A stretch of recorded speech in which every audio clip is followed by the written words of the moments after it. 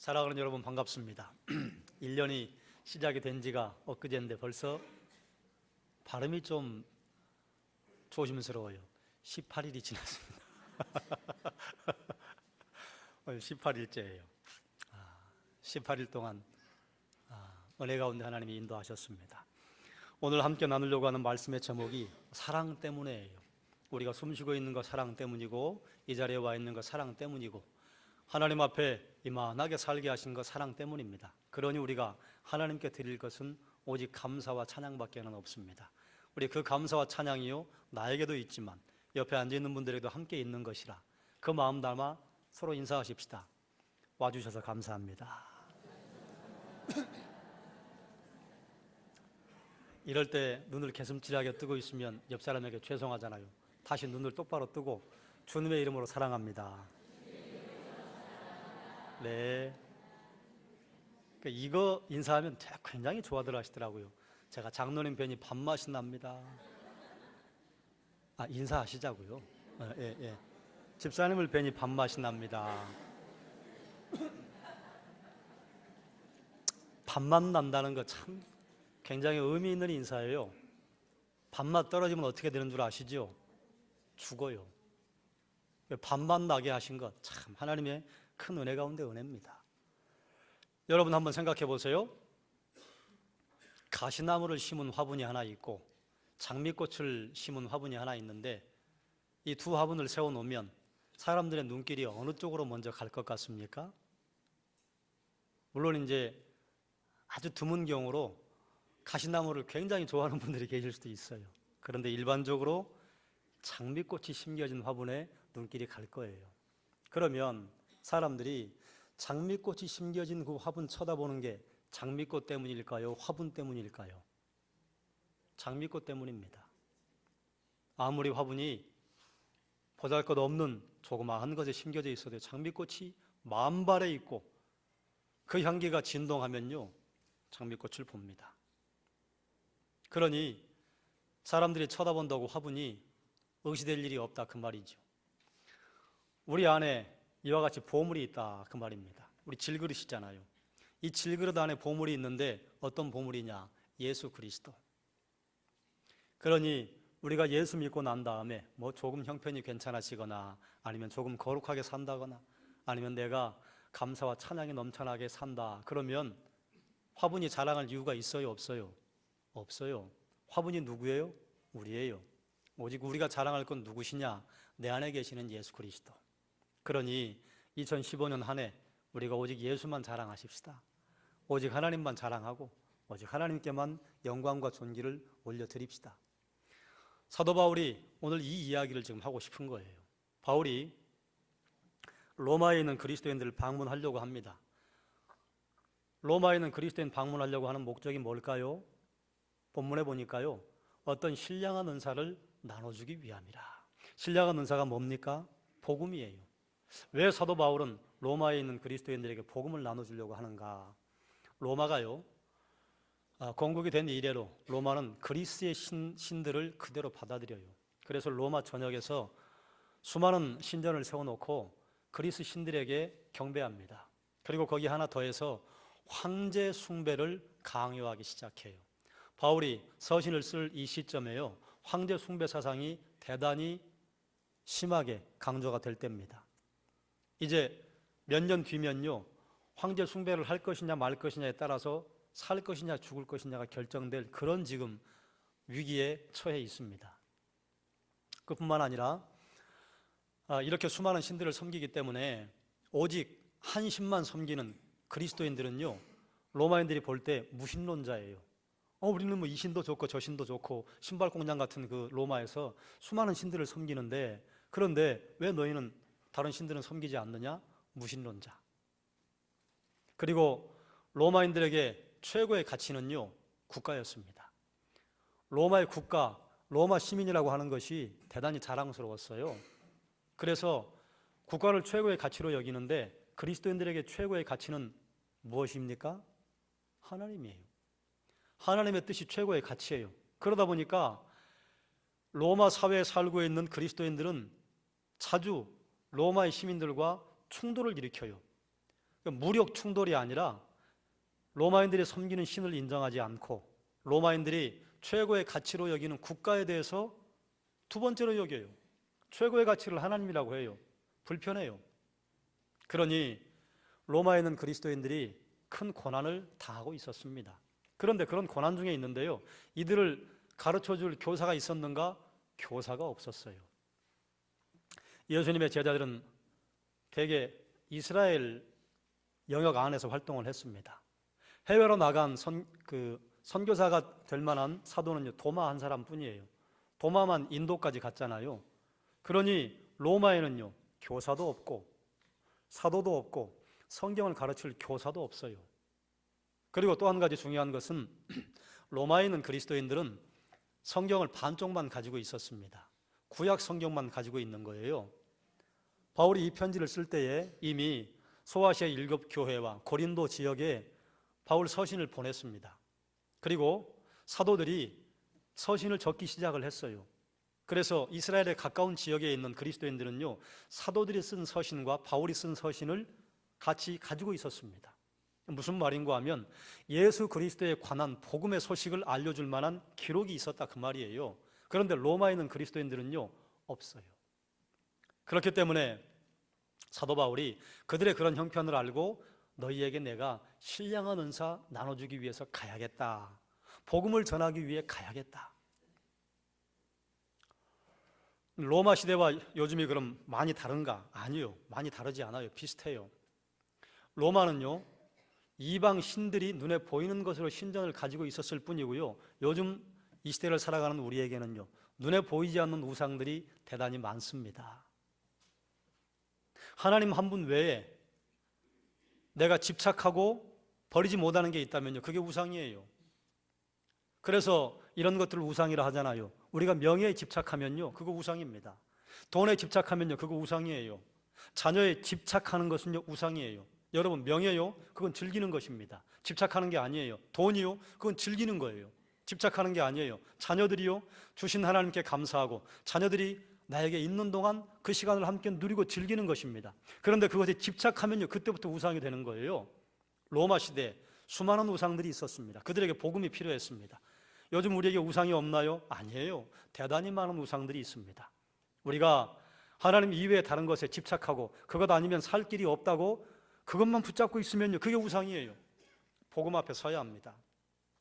그러면 복음은 어떤 능력이 있는가, 어떤 효과가 있는가, 왜 바울은 복음을 로마에 있는 그리스도인들에게 전해주려고 하는가?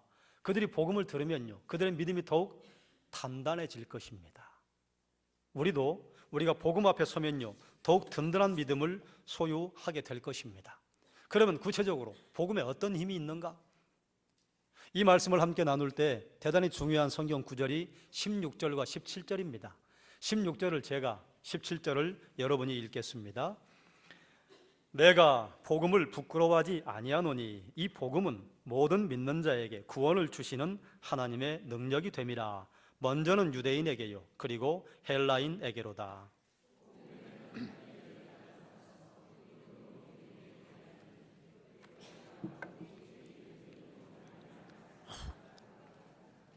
아멘. 아멘. 복음은 모든 믿는 자에게 구원을 주시는 하나님의 능력이 된답니다. 그러면 앞에 있는 무엇을 믿는 것인가? 너무 간단하죠. 따라하십시다. 예수님을 믿는 것입니다. 여러분, 예수님 믿으십니까? 예수님 믿지요. 예수님 믿기만 하면 구원을 얻어요. 이건 더 구체적으로 무엇을 믿는 것인가 하면 나의 죄, 우리의 죄를 대신 지시기 위해서 하나님이신 예수님께서 십자가에 죽으시고 다시 살아나신 것, 그리고 우리가 거할 장막을, 우리가 거할 처소를 준비하고 계시다고 하는 것을 내가 마음에 동의하고 받아들이는 것, 믿음이지요. 복음이 들어가면 돌 같은 굳은 마음이 깨어지고 악이 무너집니다. 그리고 죄로 말미암아 황폐해지고 더럽혀진 우리의 모든 것들이 온전하게 회복됩니다. 어떤 사람이든지 복음 앞에 서면 사람이 송두리째 바뀝니다. 여러분이 복음 앞에 섰다면요, 바뀌어야 합니다. 그런데 복음 앞에 섰는데 안 바뀌었다? 그럼 복음 다시 앞에 선 거예요. 복음 앞에 선 게 아니에요. 복음 앞에 섰다면요, 반드시 바뀌게 되어 있습니다. 제가 이 말씀 드렸죠. 우리가 향수를 사러 향수 가게에 갔다가 사지 않고 나와도 향수 향이 내 몸에 배 있어요. 가죽 제품을 사기 위해서 내가 꼭 들어갔다가 사지 않는다 하더라도 거기 들어갔다 오면요, 가죽의 향기가 내 몸에 배입니다. 우리가 복음 앞에 서면요, 그 사람에게는 반드시 복음의 향기가 드러납니다. 여러분, 복음의 향기가 드러나십니까? 만약에 복음의 향기가 드러나지 않는다면 우리는 복음 앞에 서는 게 아닙니다. 그럼 복음 앞에 한 번만 서면 되나요? 아니에요. 매일매일 서야 합니다. 사도 바울은 이것을 뭐라고 설명하느냐? 나는 날마다 죽노라. 항상 복음 앞에 서야 해요. 복음이 뭐예요? 예수 그리스도. 예수가 그리스도시다. 날 위해 죽으셨다. 내 죄를 담당하셨다. 그 앞에 서야 합니다. 매일 복음 앞에 서면요, 매일 복음의 향기가 드러날 것입니다. 그런데 어쩌다가 복음의 향기가 드러나면요, 어쩌다가 복음 앞에 서는 것입니다. 사랑하는 여러분, 매일 날마다 매 순간 하나님 앞에 서시기를, 하나님의 복음 앞에 서시기를 주님의 이름으로 축원합니다. 나에게 복음의 향기가 나는지 안 나는지는 본인이 아시잖아요. 여러분이 아시잖아요. 그런데 복음에는 또 한 가지 특징이 있습니다. 하나님의 의가 나타낸대요. 어떤 의인가? 믿음으로 말미암아 얻게 되는 의입니다. 이 의는요, 무엇을 성취해서 얻는 게 아니에요. 예수 그리스도 믿는 것을 의로 여기신다. 예수 믿는 것 의로 여긴다. 도대체 그럼 예수 믿는 걸 의로 여길 만한가? 여러분, 이 중에 모태신앙인 분들이 계시죠. 모태신앙도요, 본인의 믿음의 고백으로 인격적인 만남을 하나님과 가져야 합니다. 그렇지 않으면 주님 만난 게 아니에요. 그리고 여러분, 예수 믿지 않다가 중간에 예수님 믿으신 분들 계시죠? 여러분 예수 믿을 때 쉬우셨습니까? 여러분에게 누군가 복음을 전했을 때 덜컥 믿으셨던가요? 제가 성도교회 온 뒤로 하나님 이분들 구원해 주십시오, 기도하는 한 6분들이 있습니다. 우리 교회 주변에 2분이 사시고 또 멀찍이 사는 분이 한 2분 계시고, 그리고 고등학교 이후로 교회를 떠난 저의 친구 2명이 있습니다. 끈질기가 이루 말할 데가 없어요. 목사가 가서 전도해도 안 움직여요. 목사가 무슨 특별한 인물입니까? 그런데 목사가 전도하면 좀 들어줘야 된다고 저는 생각해요. 안 와요. 저만 그럴까요? 여러분, 누군가 교회로 인도할 때 얼마나 힘드셨어요? 예수 믿는 게 쉽던가요? 예수를 믿는다고 하는 것과 믿지 않는 것은요, 대단히 큰 차이가 있습니다. 어떤 차이냐? 예수 믿지 않는 건 타락한 본능이에요. 본능은요, 노력하지 않아도 따라가는 게 본능이에요. 예수 믿는 건요, 의지의 고백이에요. 그러니 본능을 거스리고 예수 믿겠다고 하는 그거 내가 의롭게 보겠다, 그 말입니다. 그러니 예수 믿는 게 의로운 거예요. 그러면 우리가 예수님 믿는 것을 무엇 때문에 하나님께서는 의로 여기시는가? 따라하십시다.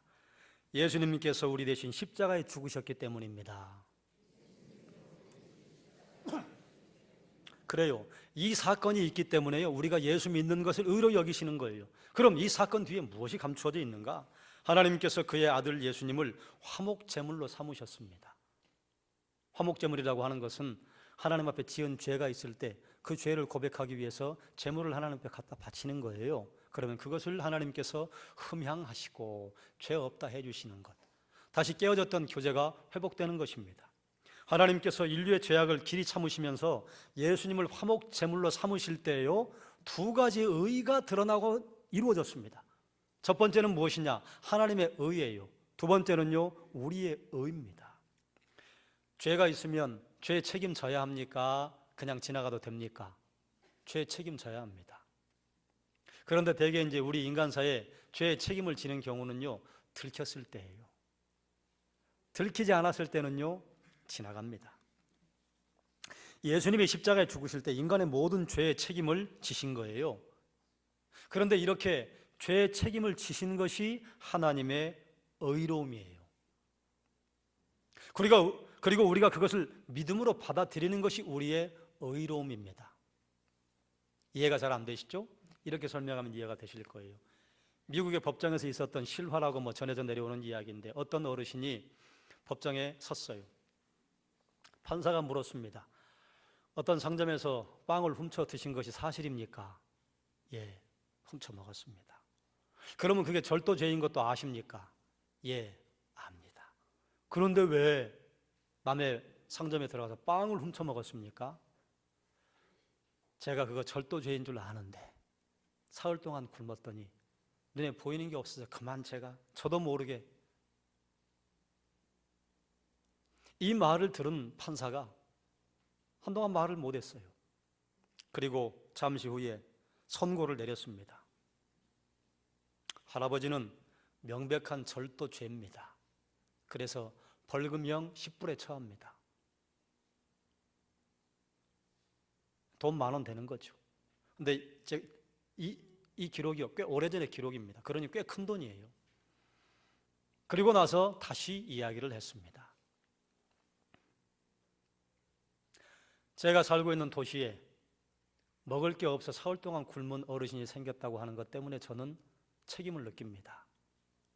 이런 분들이 계신 걸 모르고 저는 따뜻하게 살고 배부르게 먹고 돌보지 못한 것 저의 책임을 느낍니다. 그래서 저는 저에게 벌금형 10불에 해당하는 선고를 내립니다.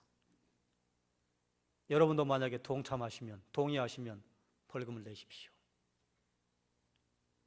그리고 방청석에 있는 사람들에게 바구니를 돌렸더니 그 바구니에 10불짜리가 그득하게 찼어요. 10불 벌금 내고 나머지는 그 어르신에게 드렸습니다. 나중에 그 판사가 그 도시의 시장이 되었다, 뭐 이런 이야기예요. 실화예요. 자, 어르신이 벌금 낼 돈이 없습니다. 그러면 벌금 낼 돈이 없으니까 그냥 없던 걸로 합시다. 이게 공의로운가요? 아니에요. 당신 절도죄입니다. 벌금형입니다. 이게 공의예요. 그러나 낼 형편이 없잖아요. 대신 내주는 게 뭐예요? 그게 사랑이죠. 그게 은혜죠. 여러분, 만약에 여러분의 인생에 수많은 죄악들의 벌금을 매긴다면 얼마쯤 될까요? 여러분이 거짓한 것, 사기한 것, 시기한 것, 질투한 것, 또 남들이 모르는 검은 돈을 받았거나 아니면 남들이 모르는 돈을 여러분이 슬쩍하신 것, 그 죄악의 벌금은 얼마나 될까요? 이것을 여러분의 평생으로 몽땅 누리면요, 그거 얼마나 될까요? 아니, 눈에 보이는 죄악은 그렇다고 칩시다. 눈에 보이지 않는 하나님을 향한 불신앙과 불순종의 죄악은 만약에 이걸 벌금으로 친다면 얼마가 될까요? 갚을 수 있겠습니까? 없겠습니까? 그건 못 갚습니다. 드러나지 않는 죄악에 벌금을 매긴다면 못 갚아요. 그러니 어떻게 하는 거예요? 선고는 내려졌어요. 사형이다. 이게 하나님의 의로움이에요. 그런데 그걸 하나님께서 우리 인간에게 받을 수 있어요? 없어요? 못 받아요. 지불불능이에요. 그러니까 선고하시고 하나님이 대신 십자가에 죽어주신 게 이게 사랑입니다. 그래서 예수님께서 십자가에 죽으실 때 하나님의 의가 드러난 거예요. 죄의 삭슨 사망이에요. 죽었어요.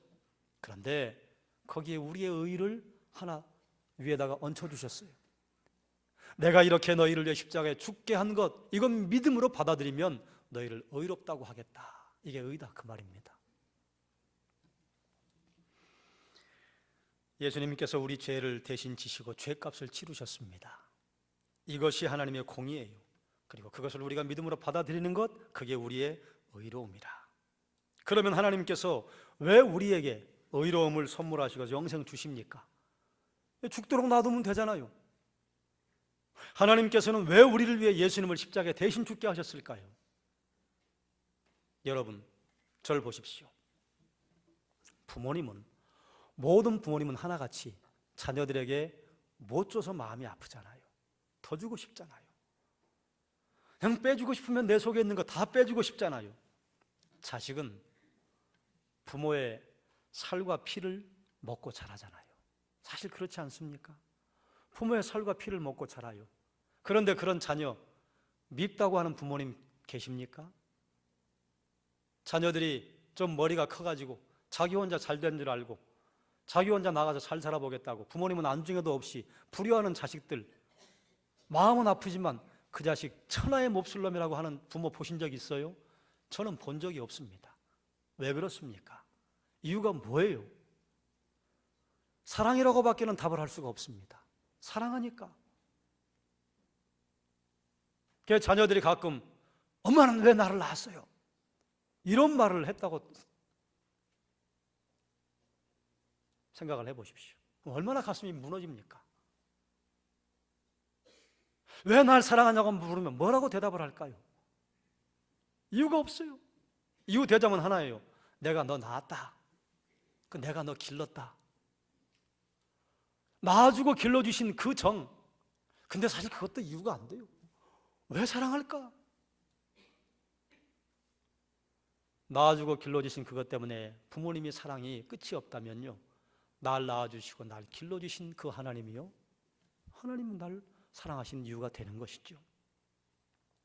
부모님의 이 사랑이 어디서 왔을까요? 부모님의 사랑을 묵상하면서 저는 하나님께 참 감사했습니다. 왜 그런고? 만약에 부모님이 사랑이 없었다면요, 이 땅은요 지옥이에요. 그래도 부모님이 사랑이 있으니까요, 내 자식을 돌보고 내 가정을 돌보려고 하죠. 그러니 사람이 타락해서 사람의 심성과 영혼이 다 폐기처분 될 만큼 그렇게 못쓰게 되어버렸는데도 부모의 사랑이라고 하는 이 본능과 같은 것을 사람의 마음속에 아직 남겨주신 게 이게 하나님의 은혜입니다. 만약에 부모님이 자녀를 낳았는데 사랑으로 돌보지 않는다고 생각해 보십시오. 이 사회는요 벌써 끝장났을 겁니다. 부모님의 사랑은 이유가 없어요. 하나님이 심어주신 거예요. 하나님 도대체 왜 날 사랑합니까? 무엇 때문에 날 사랑하십니까? 하나님의 답은 하나입니다. 내가 널 만들었다. 하나님이 날 이렇게 사랑하시는 것은요, 하나님 나의 창조주라고 하시는 증거가 됩니다. 여러분, 여러 아이들이 놀이터에서 놀고 있습니다. 근데 그 중에 내 자녀가 한 명 있습니다. 누구에게만 눈길이 갑니까? 내 자녀에게 눈길이 가죠. 내 자녀가 고통당하는 거 부모는 볼 수 있어요, 없어요? 못 봐요. 어떻게 해서든 빼주고 싶어요. 아하, 하나님 십자가에서 예수 그리스도 죽게 하신 것, 하나님 우리를 만드셨다고는 증거가 됩니다. 만들지 않았으면 뭐하러 신경 써요? 내 자식 아닌데 뭐하러 신경 써요? 내 자식 아니면 밖에 나가서 돌아다니고 있는 자녀들 찾으러 뭐하러 돌아다닙니까? 내 자식이니까 한밤중에도 나가는 거죠. 내 자식이니까 비록 파출소에 있어도 가는 것이죠. 옆집 아이 파출소에 있는데 좀 나오시죠 아저씨, 이러면 나갈 사람 누가 있어요? 안 나가지요. 예수 십자가에 죽으신 것, 하나님이 우리를 만드셨다고 하는 가장 강력한 증거입니다. 그러니 십자가에서 주님이 우리의 구세주가 되시고 주님이 우리의 창조주가 되었다고 하는 것을 증명하시는 것입니다. 그렇게 의롭다함 받은 결과가 뭡니까? 따라하십시다. 하나님과 화목하고 즐거워합니다. 로마서 5장 11절에요, 그뿐 아니라 이제 우리도 화목하게 하신 우리 주 예수 그리스도로 말미암아 하나님 안에서 또한 즐거워하느니라 선포합니다. 화목하게 했다. 아담이 죄를 지음으로 말미암아 하나님과 사람 사이에 틈이 생겼습니다. 이 틈은요 메꿀 수 없는 엄청난 틈이었습니다. 깨졌어요, 관계가. 이 관계를 메꾸기 위해서 예수님께서 중간에 다리를 놓으셨어요. 하나님과 화목하게 되면요 다음에 자연스럽게 따라오는 게 있습니다. 그게 뭐냐? 사람과 화목하게 되고요, 하나님이 지으신 피조 세계와 화목하게 됩니다. 사람과 화목하는 건 뭐 여러분 이해가 되시죠? 거기까지는 우리가 알아요. 그런데 피조 세계와 화목하게 된다. 그래서 거기에 환경신학도 나오고요, 환경윤리도 나오고요. 피조 세계는요 그리스도인들이 돌봐야 합니다. 왜 그러냐? 하나님께서 창세기 1장 26절과 28절에서 문화 명령을 주실 때 너희에게 이 땅을 준다. 그러니 너희는 땅을 정복하고 땅에 충만해라. 이 정복을 우리는 잘못 이해하고 있습니다. 정복이라고 하는 것을 정확한 단어로 바꾸자면요 경작으로 바꿔야 합니다. 농부에게 땅을 경작하게 하면요 농부가 그 땅을 아무렇게나 돌보나요? 어쨌든 식물 하나라도 더 자라게 하려고 지극정성으로 돌봅니다. 이게 정복하라는 본래의 의미예요. 이 지구 별을 우리에게 주셨어요. 그러니요 주변에 있는 피조 세계를요 그리스도인들은 돌봐야 합니다. 왜 돌봐야 하느냐? 바울이 그걸 깨달은 것 같아요. 바울에게 참 죄송합니다만 바울이 먼저 알려줬어요. 천하의 모든 피조물이 하나님의 아들들이 나타나는 것을 고대하고 있다. 왜 그래요? 하나님의 아들들이 아니면요, 이 땅을 경작하지 않아요. 하나님의 아들들이 아니면요, 이 땅을 정복의 대상으로 삼고요, 착취의 대상으로만 삼지 경작하지 않습니다. 그러니 모든 피조물이요, 하나님의 아들들, 하나님의 백성들, 그리스도인들이 나타나기를 기다리고 고대하는 것입니다. 주변을 봐야 합니다. 이렇게 화목하게 되면요, 우리에게 즐거움을 주신다. 이 즐거움은요, 우리 안에서 넘쳐나는 즐거움입니다. 즐거움에 두 가지가 있어요. 외부에서 오는 즐거움이 있고요, 내부에서 넘쳐나는 즐거움이 있습니다. 그러니까 이걸 한글은 기쁨이라고 해요. 기쁨의 의미는요, 기가 안에서 뿜어져 나오는 게 기쁨이에요. 외부에서 오는 게 아니에요. 외부에서 오는 걸 뭐라고 하느냐? 그걸 자극이라고 합니다. 술을 마셔야만 기쁘고, 담배를 피워야만 즐겁고, 게임을 해야만 즐겁고, 골프를 쳐야만 즐겁고, 게임을 해야만 즐겁다고 한다면요, 이건요, 자극이에요. 이런 걸 즐거움이라고 말하는 게 아닙니다. 외부에서 오는 자극, 이것 때문에 즐거워하면요, 그 결국은 무엇이냐? 반드시 강도가 더 센 걸 원하게 되어 있습니다. 그러다 보면요, 어느 순간 넘어가는 게 있는데, 그 넘어가는 그 고비가 무엇이냐? 노예가 되는 겁니다. 예전엔 즐거움의 대상인 줄 알았는데 지금은 그것에 노예가 됐어요. 안 하면요, 못 살아요. 이걸 중독이라고 해요. 그런데 하나님이 주시는 즐거움은요, 외부에서 오는 게 아니란 말이에요. 안에서 넘쳐나는 거예요. 왜요? 내 안에 계시는 성령께서 주시는 즐거움이라. 그래서 사도 바울은 데살로니가에 이렇게 편지를 보냅니다. 항상 기뻐하라. 쉬지 말고 기도하라. 범사에 감사하라. 기뻐할 일이 있을 때 기뻐하라고 말하지 않아요. 그래서 바울과 실라는요, 로마의 감옥 깊은 곳에 들어갔을 때 거기서 기도하기로 결정하고 찬양하기로 결정한 것입니다. 일반적으로 생각을 하면 로마 감옥 차디찬 곳에 들어갔을 때 그게 찬양할 곳입니까? 그게 기도할 곳입니까? 아니에요. 그러나 바울은 결정한 것입니다. 찬양하기로. 그리스도인은 기뻐할 일이 있을 때 기뻐하는 사람이면요, 아직 복음 앞에 선 사람이 아닌 거예요. 기뻐할 수 없어요. 그래도 기뻐하기로 하는 거예요. 그게 뭐예요? 본능을 거스리는 의지예요. 감사할 일이 없어요. 여러분, 감사한 일 때문에 감사하기로 결정하면요, 세상에는 감사가 사라집니다. 제가 전에 이런 말씀 드렸죠. 어떤 아들은요, 95점 받아가고 죽도록 얻어 터져요. 어떤 애는요, 70점 맞으면 그날 그 집에 잔치가 열려요. 95점 맞는 게 이게 감사할 일입니까? 아니에요. 그 부모가 그거 기분 나쁘다고 생각하기로 했어요. 부모님은 100점만 맞았어. 95점은 가문의 수치야. 70점 받은 아이는요, 지금까지 계속 학교 다니면서 50점만 맞던 아이가 70점 받아왔어요. 부모가 너무 기쁜 거예요. 그게 기쁠 일이에요? 아니, 기뻐하기로 부모가 결정한 거예요. 그 기쁨은요, 어떤 일 때문에 기뻐하는 게 아닙니다. 내가 선택하는 거예요. 선택입니다. 그러니까 항상 기뻐하고 범사에 감사하고 쉬지 않는 기도를 할 수 있는 것입니다. 예수 그리스도로 말미암아 이런 비밀이 그리스도에게는 생겼다, 그 말이에요. 사랑하는 여러분, 범사에 감사하고 항상 기뻐하시기를 주님의 이름으로 축원합니다. 외부에서 어떤 일이 있을 때, 외부에서 자극이 있을 때 기뻐하고 즐거워하는 건요, 그건 그리스도인 아니라도 하는 거예요. 그러지 않아요? 그러면 세상 사람과 그리스도인이 다른 게 뭡니까? 내면에서 넘쳐나는 기쁨이 충만하시기를 주님의 이름으로 축원합니다. 의롭다함 받은 결과가 무엇이냐? 따라하십시다. 영생을 얻고 생명 안에 왕노릇합니다. 로마서 5장 17절은 이렇게 선포합니다. 한 사람의 범죄로 말미암아 사망이 그 한 사람을 통하여 왕노릇하였은즉 더욱 은혜와 의의 선물을 넘치게 받는 자들은 한 분 예수 그리스도를 통하여 생명 안에서 왕노릇하리로다. 할렐루야. 우리가 생명을 얻지요. 이건 뭐 설명할 필요가 없겠습니다. 그뿐만 아니라 생명 안에서 왕노릇합니다. 생명 안에서 왕노릇하는 것은요, 지금 이루어진 건 아니에요. 장차 이루어질 일이에요. 언제 이루어져요? 우리가 주님 나라 가면요. 아니, 그보다 주님의 천년 왕국이 이루어지면요. 아니, 그보다 새하늘과 새 땅이 오면요, 완벽하게 이루어집니다. 그러면 그건 먼 미래 일만인가요? 아닙니다. 지금 살 수 있어요. 지금 왕노릇할 수 있어요.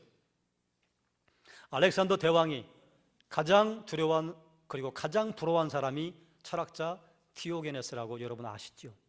뭐 그 일화는 여러분 아시지 않습니까?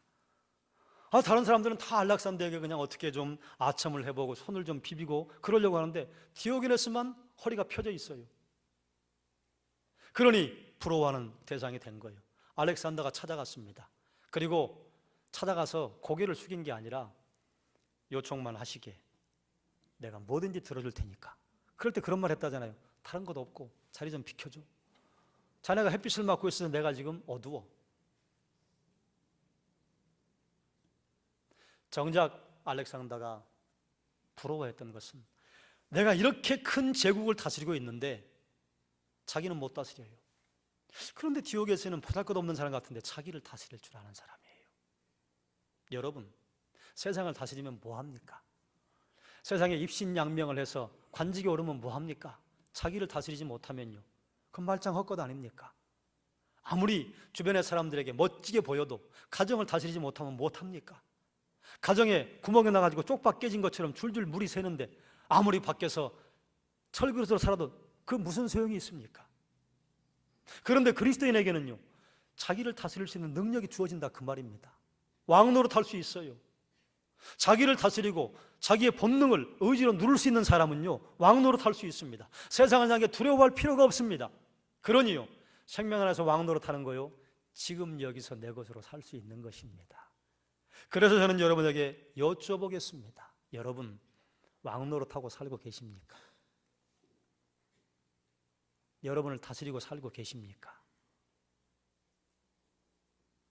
거기에게 넘어지시지요? 못 다스리시죠? 마음에는 뭐니로되 육신이 약하도다. 작심삼일이다.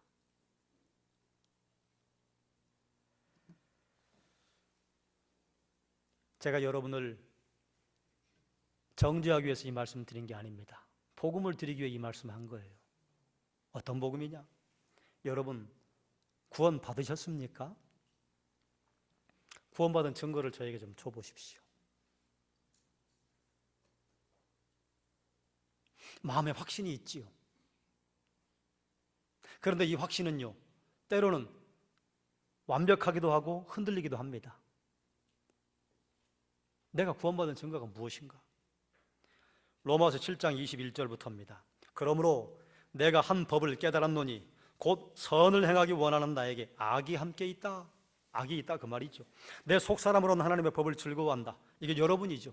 여러분 속사람으로 하나님의 법을 즐거워하시지 않습니까? 그런데 내 지체 속에서 한 다른 법이 내 마음의 법과 싸워 내 지체 속에 있는 죄의 법으로 나를 사로잡는 것을 보는도다. 아멘. 여러분, 구원받으면 항상 거룩하게 살까요? 거짓 복음입니다.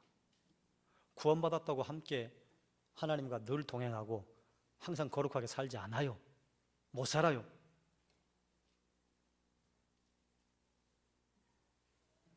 그리스도인이 되었다는 가장 확실한 증거는요, 구원받았다는 확실한 증거는요, 내 마음속에 갈등이 있는 것입니다. 이걸 사도 바울은 뭐라고 말하느냐? 성령의 소욕과 육신의 소욕이 싸운다. 예수 믿기 이전에는요, 죄 짓고 하나님께 미안하지 않았습니다. 그런데 하나님께 미안해요. 예수 믿기 이전에는요, 다른 사람 마음 아프게 하고 나서 내 마음에 갈등이 없었어요. 마음이 통쾌했어요. 그런데 예수 믿은 다음에는요, 갈등이 있어요. 죄스러워요. 예수 믿은 사람은 고민하고 죄책감이 가득합니다. 이 말은 무슨 말이에요? 죄 짓는다 그 말이죠. 예수 믿어도요, 세상 사람과 똑같이 죄 지어요. 그런데 다른 게 있어요. 세상 사람들은 죄 지은 다음에요, 즐겨요. 마음에 부담 없어요. 그런데 그리스도인은요, 죄송하고 하나님이 두렵고, 그리고 내가 왜 이랬을까? 자꾸 나를 뭔가 끌어당기는 중력과 같은 죄에 반하는 반작용이 있다 그 말이에요. 여러분, 항상 넘어지고 고민하고 하나님께 다시 회개하시고 또 다시 서려고 했다가 또 넘어지고 또 여러분 정죄하고 싶은 마음이 있지요. 구원받았다고 하는 확실한 증거입니다. 구원받지 않은 사람은요, 그런 생각도 없다니까요. 그런 마음도 없어요. 여러분, 속지 마십시오. 내가 구원받았다고 당장 거룩하게 사는 게 아닙니다. 당장 거룩하게 내가 살지 못하지? 왜 이렇게 살까? 그게 구원받은 증거예요. 오래전에 구원받았다고 해서 지금 내가 더 거룩하게 사는 거 아니에요. 거룩하게 못 살아요. 그래서 이것을 뭐라고 하느냐? 따라하십시다. 나는 죄 짓는 의인입니다. 죄 짓는 의인이에요. 주님 나라 갈 때까지 우리 죄 짓고 살 거예요. 그런데 의인이라 한다 그 말이에요. 죄를 짓는데 의인이라, 은혜지요. 복음 앞에 선다고 하는 것은 무엇이냐? 십자가 앞에 서는 것입니다. 십자가 앞에 선다고 하는 것은 무엇이냐? 나 여전히 죄를 짓는데 하나님 나를 의롭게 하셨다. 나를 의롭다고 봐주신다. 그러니 감사가 나오지요. 그러니 찬양이 나오지요. 그러니 하나님 앞에 그 은혜, 영광을 돌릴 밖에는 없지 않겠습니까? 죄 짓습니다. 그러나 의인입니다. 그래서 우리가 죄를 짓는다 할지라도 우리가 우리 스스로를 정죄하면 안 되는 것입니다. 그렇다고 해서 죄 짓는 것을 당연하게 여기면요, 문제가 심각합니다. 그리스도인인데 죄를 짓고 당연하게 여긴다? 사생아일 가능성이 거의 100%입니다. 말을 좀 멋스럽게 했습니다만 구원 안 받은 사람일 가능성이 많다 그 말이에요. 죄 지어요. 그런데 변화가 있습니다. 어떤 변화냐? 10년 전과 5년 전과 1년 전과 지금의 죄 질이 바뀌어요. 죄의 횟수가 줄어들어요. 구원받은 사람의 특징입니다. 그럼 이렇게 우리의 거룩을 위해서 무엇이 필요한가? 그것은 목장에서 나누십시오. 목자들과 지난주에 공부했습니다. 목장을 참석하지 않으시면 그 비법 모르실 겁니다. 말씀을 정리하겠습니다. 복음은 모든 믿는 자에게 구원을 주시는 하나님의 능력이 됩니다. 뭘 해서 얻는 게 아니에요. 믿음으로만. 그럼 그 믿음조차 내 것이냐? 그것도 아니에요. 그것도 하나님 주시는 거예요. 그런데 그걸 하나님이 의롭게 여겨주신다 그 말이에요. 성도는 예수님을 죽은 자 가운데서 살리신 하나님을 믿는 믿음으로 의롭다함을 받습니다. 십자가에서 예수님이 죽으실 때 하나님의 의가 드러난 거예요. 사형 집결하신 거, 집행하신 거예요.